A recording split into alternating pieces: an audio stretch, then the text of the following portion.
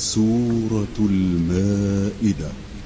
شروع اللہ کا نام لے کر جو بڑا مہربان نہایت رحم والا ہے۔ اے ایمان والو، اپنے معاہدوں کو پورا کرو۔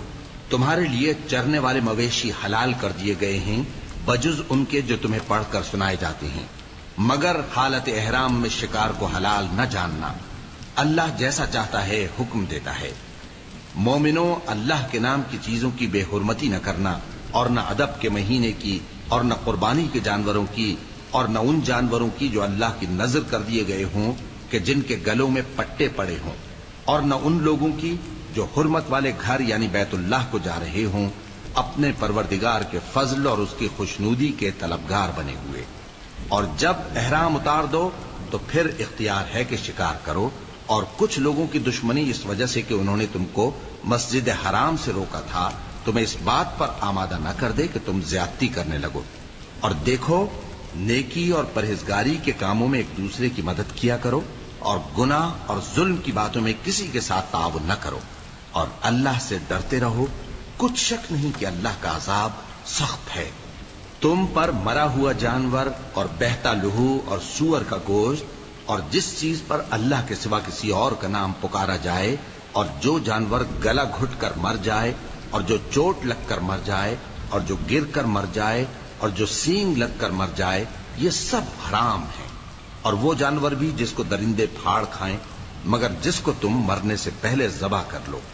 اور وہ جانور بھی جو غیر اللہ کے آستانے پر ذبح کیا جائے، اور یہ بھی کہ پانسوں سے قسمت معلوم کرو، یہ سب گناہ کے کام ہیں۔ آج کافر تمہارے دین سے نا امید ہو گئے ہیں تو ان سے مت ڈرو اور مجھی سے ڈرتے رہو۔ آج میں نے تمہارے لیے تمہارا دین کامل کر دیا ہے اور اپنی نعمتیں تم پر پوری کر دی، اور تمہارے لیے اسلام کو بطور دین پسند کر لیا۔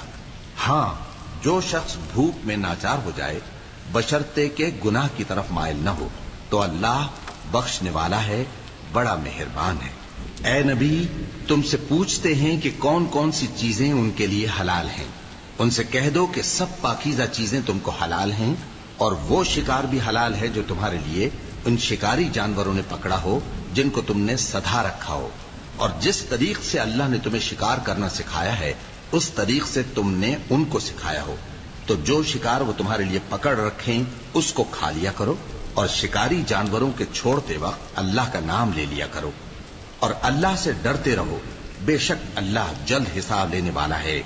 آج تمہارے لیے سب پاکیزہ چیزیں حلال کر دی گئیں، اور اہل کتاب کا کھانا بھی تم کو حلال ہے اور تمہارا کھانا ان کو حلال ہے، اور پاک دامن مومن عورتیں اور پاک دامن اہل کتاب عورتیں بھی حلال ہیں، جبکہ ان کا مہر انہیں دے دو۔ اور نکاح سے عفت قائم رکھنی مقصود ہو، نہ کہ کھلی بدکاری کرنی اور نہ چھپی دوستی کرنی۔ اور جو شخص ایمان کا منکر ہوا اس کے عمل ضائع ہو گئے اور وہ آخرت میں نقصان پانے والوں میں ہوگا۔